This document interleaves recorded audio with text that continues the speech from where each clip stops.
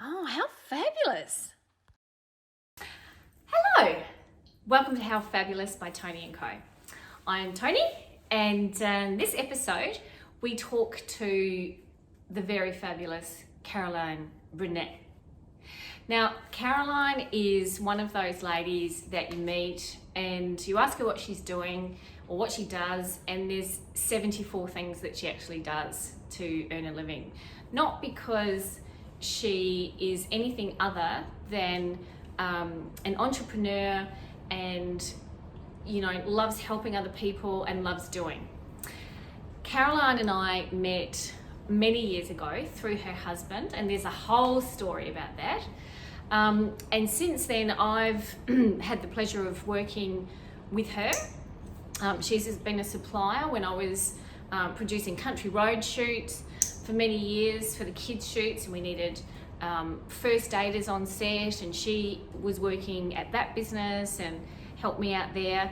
And over the years, I've just got to know her as not only on a professional level, but on a personal level. And she's a fabulous lady, smart. She's involved with a lot of things, including lots of charities and things like that. And she's very generous with her knowledge, which is a really wonderful thing, I think, and very supportive of my business. She has a podcast of her own called She Inspires Me, which I actually was on, which was very humbling, I have to say. So there you go. Caroline and I talk about so much stuff, and again, we talked so long that I think there's definitely probably almost 100%. There's absolutely another episode or two in there as well. So I hope you enjoy it. I love talking to Caroline. There's also an appearance by her little puppy, Louie, so that's cute. Also probably Woo, the cat, is in there as well, so there's that. So enjoy and sit back, and Caroline. So today we are talking to the beautiful, fabulous Caroline Brunne. Is it Brunne? You totally I want to just say made Brunne. it sound it so much. You made my name sound so fancy. Just go Caroline Brunne, like a good Aussie name.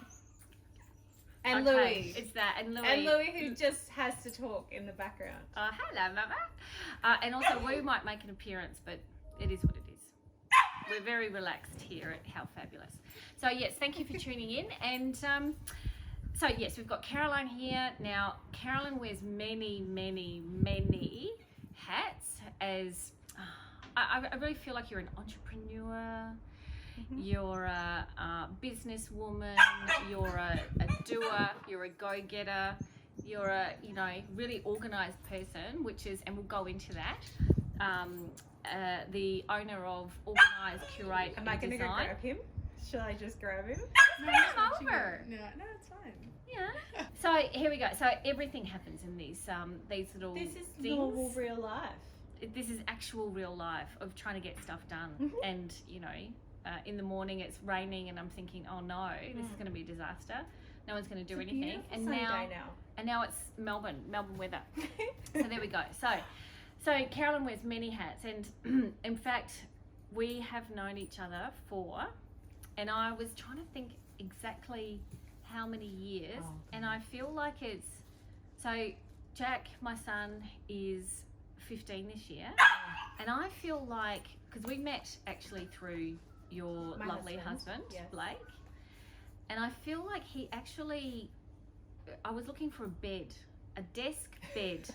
Like something such a random thing. Like even that in itself, you're like, I was looking for a bed that was also a desk, because that's a normal thing to request. Well, that was highly in all those years ago. Yes. And so I was looking for this desk bed, and I was Googling on the World Wide Web and came across whatever business that was that Blake was working at. And I feel like it was literally before Jack was born. I feel like it was. Oh, I don't know about that. I think so. I'm gonna say that business would have been something maybe 10 years. Okay, so Jack was little. Okay, so I would have been back at work, but working from home. There you go. That's why I needed a desk bed. Yeah, so I'm going to say about 10 years ago. So it was definitely before my little Harry, who you've also worked with. That's right. That's right. Because that's a whole nother story. But no, it was definitely before Harry was born, because I remember that business, or Blake working in that business, was before Harry. There you go. So Carol and I, so we met through Blake. Well, I didn't know, I knew of you because you were a client of Blake's, but we didn't kind of have anything to, like, we hadn't worked together at that stage. But then Blake said to me, when he was doing this, because he actually installed the desk bed. Yes. In our first house, and then we moved, and he very kindly said, "Oh, look, I'll disassemble it because it was quite a complicated piece. It's a very complicated piece. And then I will move it into your next house." Yep. And I think that's the time when he then said, "Oh, what do you do?" And I told him what I was doing at that time, which was advertising production and and I was doing all the Country Road kids shoots. And he said, "Oh, so my wife does." And where were you working at the time? So at the time, that was when I was working for St John Ambulance. There you go. I was running their events department, but we essentially provided first aid and medical staff for events and venues, but anywhere else that needed it. And so you needed... That's right, I needed for first your aid. shoots. That's right. So that's how we ended up working together. That's right, for many years. And then, funnily enough, we still worked together after I left St John, because I stayed in that industry. I'm watching the puppy try so hard to get to your cat. He's like, please play with me. So years later, completely different business. That's right. And I remember you, when you were leaving that business and going on to do other, all these other amazing things that you've gone on to do. And it's not just one. Caroline, for those who don't know, is one of those women that wear like 74 hats. Oh my God. I could name all 74. Like literally 74 hats. And I love that about you. That's what I love about you, and you're not, you're not stingy with your information. You're really, really, really open and honest about what you do. But you're really generous with your knowledge and your assistance and your help. And I guess in a world that, sometimes isn't that for a woman in business. Yeah. There's lots of roadblocks and there's lots of ways we can get stuck. Mm-hmm. And sometimes it is with, people that, don't support you or your business or your ideas, and all this sort of stuff comes up, and you've never been that. And that's what I really admire about you. I really love that. I think it's very fabulous because, I'm really picky about the people that I do include, both in work life and social, because, what we do, we put all of our heart and soul into it, right? It's not just, working in a 9-to-5 job. It's never that. Yeah. And so how did you, so there's so many things that you have done. What are you doing right now? Oh gosh. What am I not doing right now? Okay. Stand by, please. Stand by. Stand by. So I guess to explain those two first elements. So yes, when we met, I was an employee of a company, and then I moved over into Event Aid, same industry, became a co-director, and so... Of course she did. Just saying that. Well, just moving from being an employee to being one of the owners and growing that business from very small, and then becoming a competitor to who I'd worked for before, and huge kind of change. And that the highlight of that role and that time was so back at St John, they had the portfolio of everything, because they kind of managed the entire industry. And then little or us, myself and Lucas, my business partner at the time, who's still running the business, we went in and pitched for some really big contracts, and we ended up winning the MCG contract. Wow. Which St John had had for 93 years. So I don't think they'd liked me very much after that. But yeah, so I did that for a bit.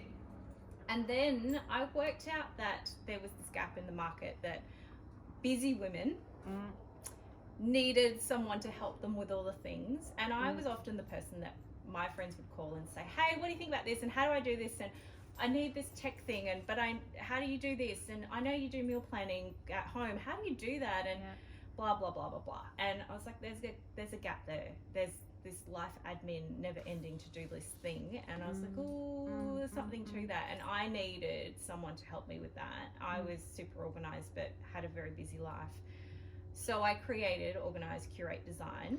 And if you look at those letters, that's O.C.D. It's very clever. Mm-hmm. So I'm always really transparent about.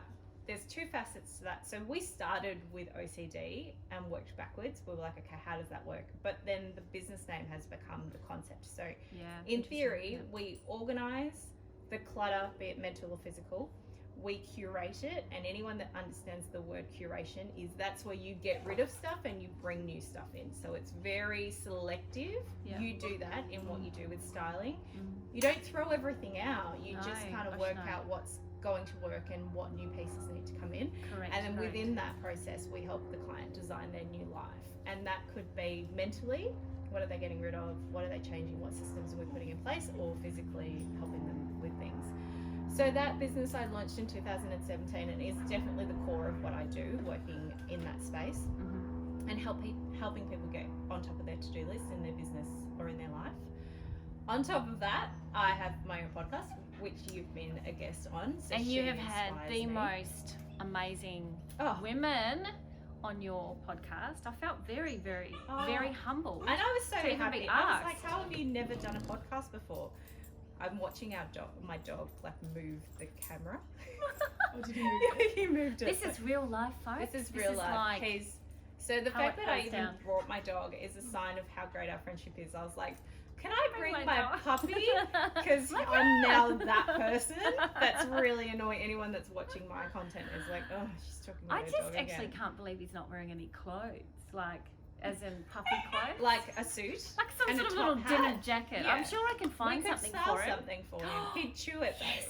I can feel a photo shoot coming on. I can feel like next photo This shoot, is our Caroline. next project. This is how it is. This is how Women this is and what our happens animals. when we get together though. I know. So- There's always a thing. There's always a thing. So Yeah. podcast definitely is so She Inspires Me is my podcast. We're in season 2 now. It's going really well. Loving that. And what's it called? She Inspires Inspires Me. You need to go and have a listen to some of these incredible women. I'm not saying just me. I'm saying like, or not All not of the me, women. but the women on there are just some. I feel like they're really grown up, like Adult women just know what they're doing talking really about. wonderful things in the community and the world with Yeah. regards to really grown up stuff. And I sort of went on and went, oh, I'm a stylist. You did great. such a great job. I loved it. And I love the words that you shared around finding your style and being comfortable in your own body and finding your own personal voice in the things you wear and the things you have in your home.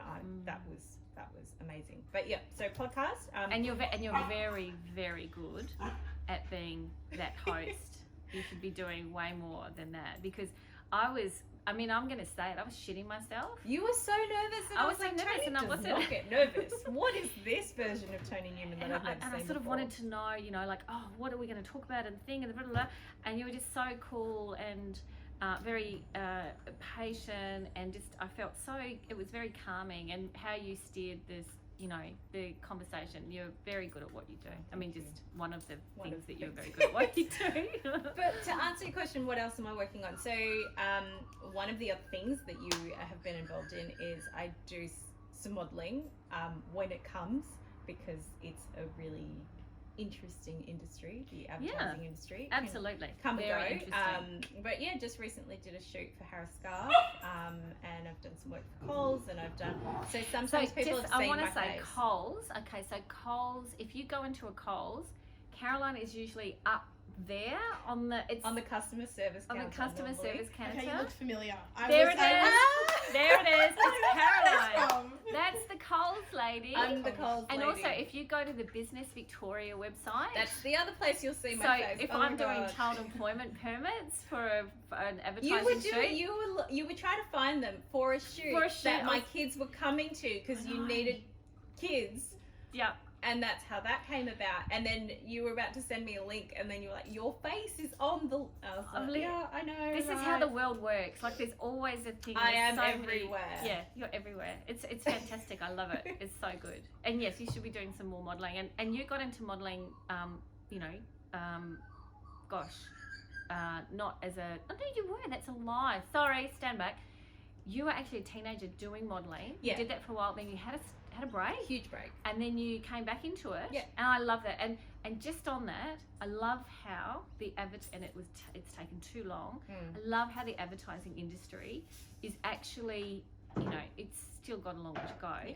But they're actually embracing, first of all, when they, like older women, like anyone over 30s, like older, rude, just normal, and right up to, you know, 80, 90, and actually not just putting them in ads that are for, you know, retirement villages or, you know, Tina pads or something, but actually women out there so being true. sexy and gorgeous and wearing clothes, and also the other thing, all different shapes and sizes, which took far too long to do, and all different beautiful colours of the rainbow. He's trying to chase the cat. So where did we go?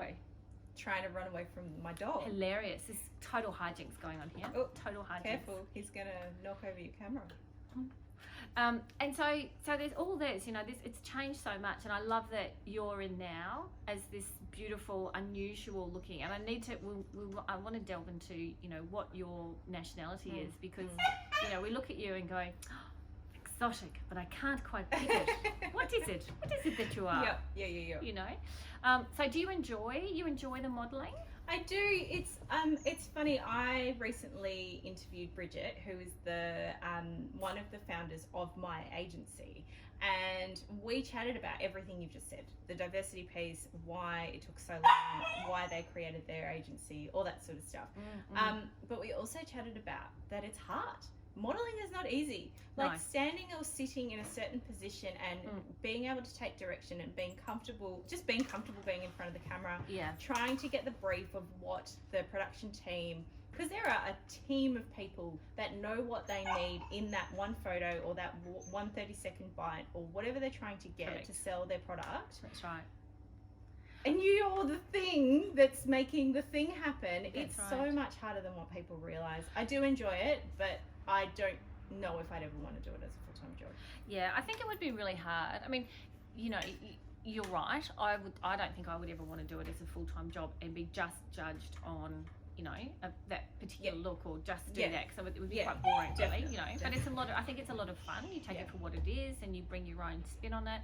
But yes, there is a lot of, you know, just producing 1,000 shoots over the years, you know, and being part of that team that are just agonising over, you know, this one photo, this one little cuff, or this one photo, or however it is.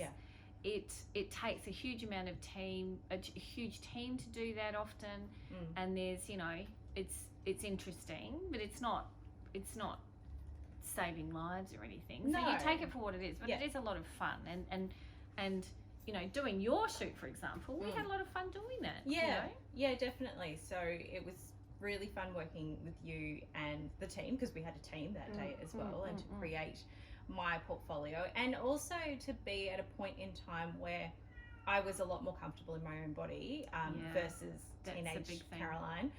And I was also, our world and our society is at a point now where teenage Caroline stopped modelling because her hips were too wide. She wasn't straight up and down. They only had enough room in their campaign, their whole year's worth of campaigns, for one model at one point who had dark skin. Wow. Like all the things that back in the 90s that I was hearing, which you just don't hear now. Because, and we've you hear movements of them. You hear movements of them. Yeah, we've still got we've come a long way. Bit of work to do in that space, but like everything, I talk about diversity right across the board, and I think you can't be what you can't see, and I don't want to buy from a brand that I can't see myself in their stuff. And that may be that the model is a size 8, which I am not, but that's okay because she has the same skin tone as me, or the shampoo ad is for hair that's like mine, or the skincare range, when I look at their foundation, I can see my skin tone in their foundation because they haven't completely excluded a whole skin range of people. That stuff I think is really important, and it's what should be done in good advertising. So. Yeah, I'm glad you're going to continue on with that, because you were thinking maybe not, but I think it's really important too, you know, and also, you know, continue all the other amazing stuff that you're doing. Like, I'm always doing something. The other thing that I'm doing at the moment, which is like the new thing.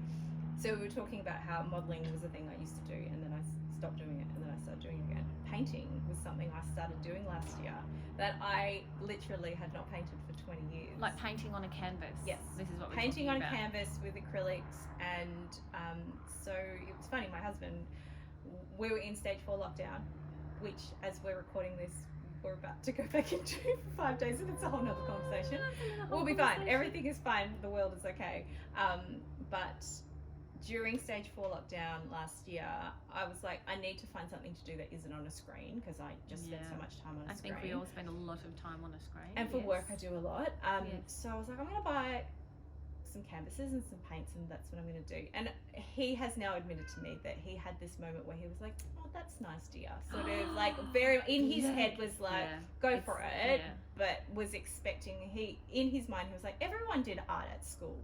He didn't get that you were actually really, and really then good. I painted a really big canvas, and so my husband and my kids, who had never seen me paint, because 20 years they didn't exist in that, like they didn't want around back then. That's a great thing for your little people, yes, who are big people, so, to actually see you not just being a mum, but being an artist, an actual artist selling work. And I've sold paintings, and my youngest son was on a Zoom call or a video call with his class, because he was doing remote learning, and he went and showed his friends, like his whole class, some of my art, and one of the little 8-year-olds in the class was like, why did she stop? She's so good. And I was like, oh, how fabulous. love that That's little so 8-year-old cool. that was so encouraging. So he was like, tell her to keep painting, she's great. I'm like, go you, little kid that's giving me all that encouragement. That is brilliant. I love that. I love that you know,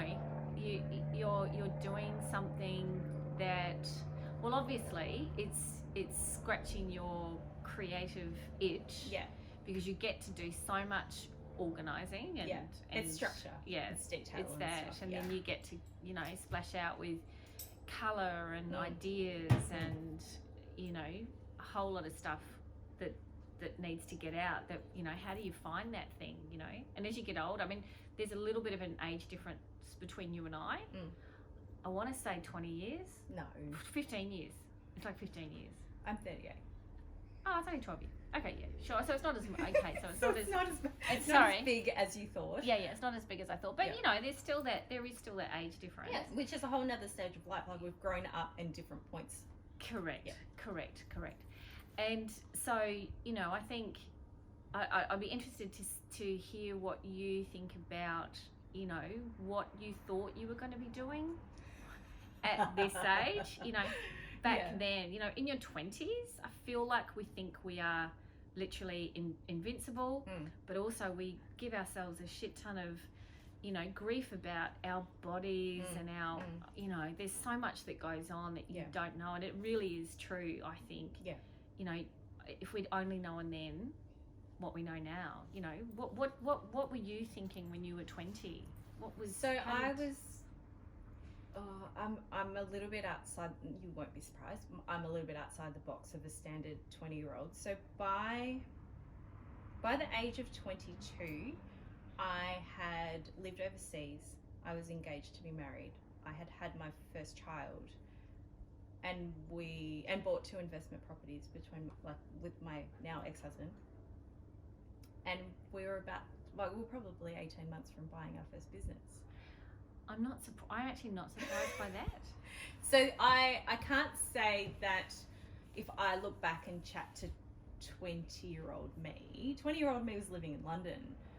So how exciting. Yeah, amazing. Such a great opportunity. And now, as nearly 40-year-old me, I'm like, 20-year-old me was bold and fearless and like just had this opportunity. So my ex-husband, who was my boyfriend then, got an opportunity to work overseas, and was all expenses paid type scenario. It was back when the exchange rate was 3 to 1, pound to dollar. So I got some admin work while we were there. I got a working visa. We lived on my wage and saved his, and came back and had a deposit for 2 properties. Wow. We somehow decided to put them under separate names, and eventually things didn't quite work out. But my eldest son, I had a month before I turned 22. Wow. But we were already engaged and had planned a long engagement and all that sort of stuff. So no shotgun weddings or whatever. I always wanted to be a young mum, and and your son is divine. And also, as an aside, I wanted Caroline to, we'll jump back, but I just have to say this. So Caroline, I wanted to include her in a fashion parade that I'd done for Maya, which is back in spring racing time, 2019, which seems like an eternity ago. Long time ago. So it was a big one for Maya at Westfield, and I wanted Caroline to be in. She couldn't, because she was, of course, overseas on doing charity work. So she couldn't do that. Couldn't do the fashion parade. Yep. But I was like, I'll just give you my kids. Yeah, but her beautiful sons came and did it, and this is the son we're talking about, and they're both gorgeous.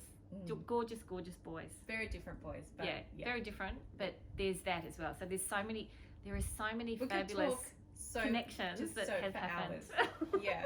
But no, 20 something year old me was, which is funny. I had dinner with some mum friends last night, and we were all just talking about the ages we were when we had our kids and whatever. And I know that that's a rarity. It was a rarity back then. It's still a rarity now. Like women in their early 20s and not often having babies. But I had both of my boys. I had married, remarried, and had both of my boys, and was in my second marriage before I turned 30. Wow, yeah, see, that's not... It's like 2 lifetimes. Yeah, it is 2 lifetimes. Do you feel like that is though? Like two different... Yeah, very much so. Yeah, absolutely. And almost 2 versions of myself as well, that you change so much in between 18 and 25, you change so much. Oh, gosh, yes. And I think for me, when you're surrounded by people that bring out the best in you, you can really see yourself shine. And that's like, I remember sitting with my eldest son, who was obviously devastated that his parents were getting divorced, and he just, being a 5-year-old, couldn't quite understand it. And I remember consistently explaining it to him as, I need to be the best version of me so I can be the best mum for you. And to do that, I need to be with people that bring out the best in me. Oh, wow. And this relationship doesn't bring out the best in me. I don't like who I am in this life. So I need to do the hard stuff. I need to be okay with letting that go so I can be better. And that I think that's a really brave thing to do. And a lot of, I think, unfortunately, a lot of women do not feel like they can do that. Yeah. They do not feel that they have the support, or they do not feel strong enough on their own to actually to move forward. Yeah. And we've all been in that situation. Oh, in so many ways. In so many ways. For sure. But it makes a huge difference, when you do have beautiful support. So by way of, amazing friends and work colleagues and partners as well, because you just feel so much more like they've got your back, and you feel more confident, and you can try and do stuff, just get off your ass and actually do stuff. And we've often thought, both of us are married to what I would call, really nice guys, really good guys who will be there changing nappies and doing all the stuff and helping and supporting and respecting and being kind and all those those things that should be just stock standard, but it doesn't always happen. But and Blake's like that as well, and I'm not surprised. I mean, I think I'm not surprised that you are doing, or you do as well as you do, because you come across as a person that has a really good sense of themselves, and now you're talking about how you've had these, they're really 2 huge big chunks of my life, but lifetimes rolled into 2 parts, but then weaving all through that is this real sort of, I'm going to just keep going and moving forward, and and keep doing stuff. Yeah, definitely. And so what do you think that you're going to You're going to say do next. Dude, I I'm was almost, like, oh, I don't know about that. you know, what about if you, and I asked this to everyone, like, skip forward 5 years. Okay. So 43. Yeah. So what do you think you're going to be doing? And it could be just in work or in life or both. Or I think yours is like me. They're rolled into one, don't they? Yeah. Yeah. You don't sort of differentiate between. Well, so no, probably to a point. Do Yeah. you? So there's probably a couple of things. I'll be curious to see where the business is. Be it if I've built it to a point where I've always liked the business to stand alone. Alana, who works for me, is brilliant.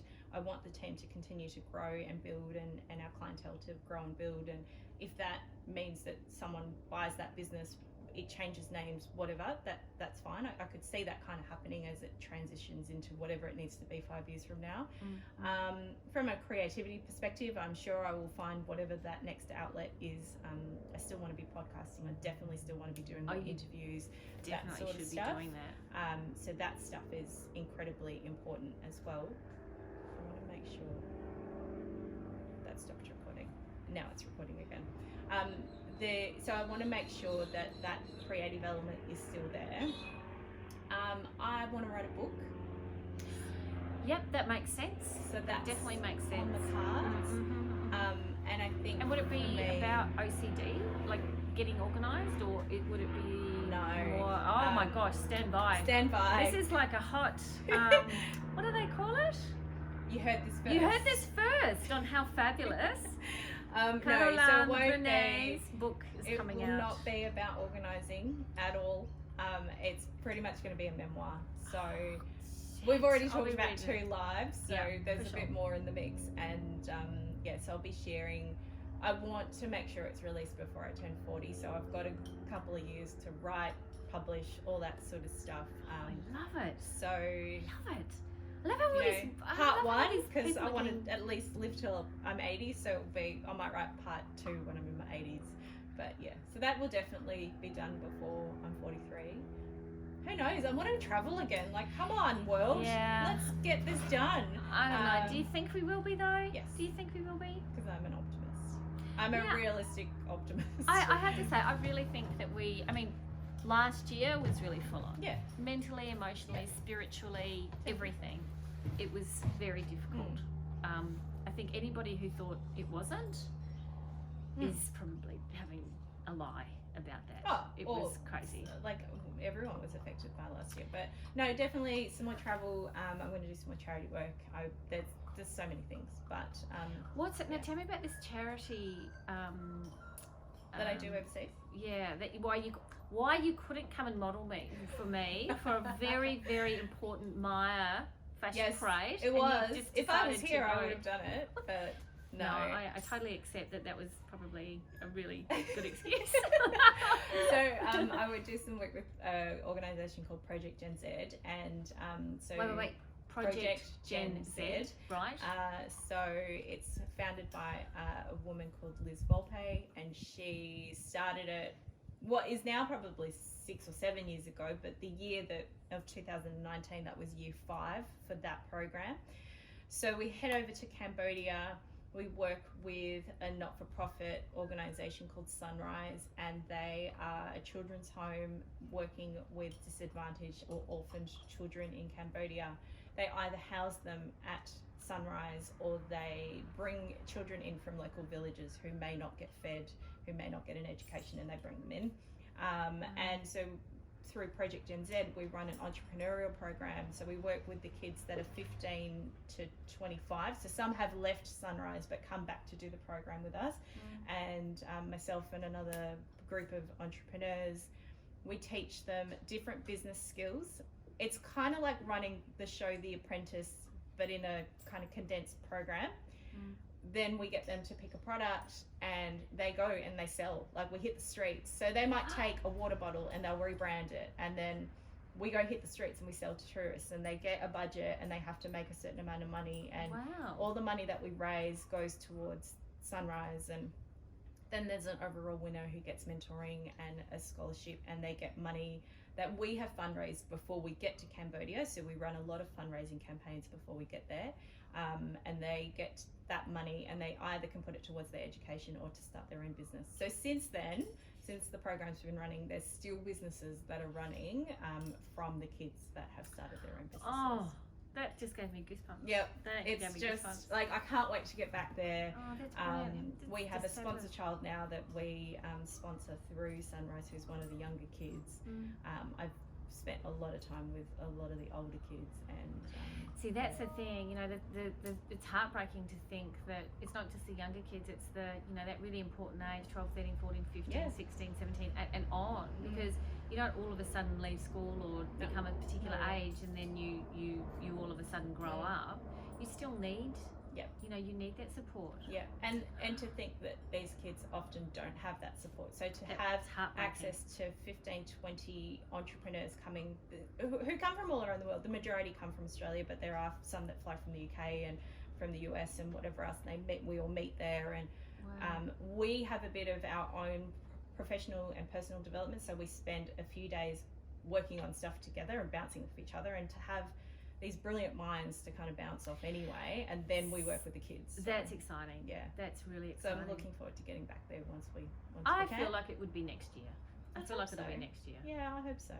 And we're still, and so Project Gen Z runs programs here in Australia in schools. So I do some work with them as well. So I was actually at a school on Tuesday.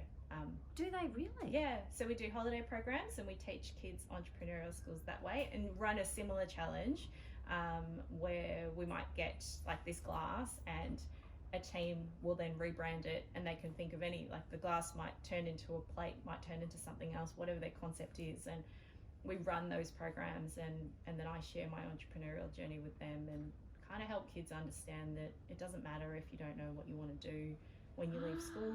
I'm always Yeah. talking about this to our son, and Yeah. you know, because I was a little Yeah. bit of a, you know, all over the place. Yeah, I made it and up as I was going along. I've Yeah, changed yeah. so many times. I love that. I love that sort of message that you don't have to, again, be a particular, you know, you don't have to know exactly what you want when you're younger. You don't have to go on a particular path. You can wear many hats. Yeah. You can change and move and grow and spread and all of that sort of stuff. And It's just the evolution of you. yeah, correct. Oh, I love it. Okay, right. Well, that's brilliant. I feel like there's another one. There's a episode. There's an episode 2 coming up. Part 2. Part 2. Sorry, there's part 2 coming up, and part 3, which is interesting because this has just evolved this way as well. There's just so much to talk about. We always, so just as a note there, we're watching Louis. Louis the puppy. And he's like having a good time.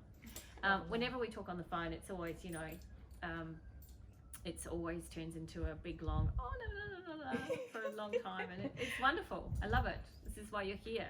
So we will. But thank you so much for coming on, Caroline. And just we'll put out the, oh goodness me. So Harriet's been attacked and mauled by the dog. By the tiny dog. By the tiny puppy with the big puppy hands. This is so professional. I love this. I'm sorry if you're watching and you're expecting super polished, professional. Not how we roll. And the fact that I brought my dog is like, I love it. how And this will be the flavour throughout the whole series, I'm sure. But we'll let Caroline, you know all of how to get in touch with you. We'll let everybody know how to get in touch with Caroline. And it's just tell us again. Organise Curate Design.com is our website. There it is. And on Instagram and on Facebook and all the different social media handles. Toni will have them. Yes. And where can one buy your art actually? Can that be through the website, or how are you selling your art at markets? Through my website, Yeah. which is cgbmgmt.com.au. We're going to put that out as well because you need to see our art. It's beautiful. So that's where art, me as a speaker, when the book's ready, that's where that will be. All that stuff. Yeah, so there's so many tentacles to this little cute octopus over here, isn't there? Gotta love it. I love it. All right, thank you. Bye.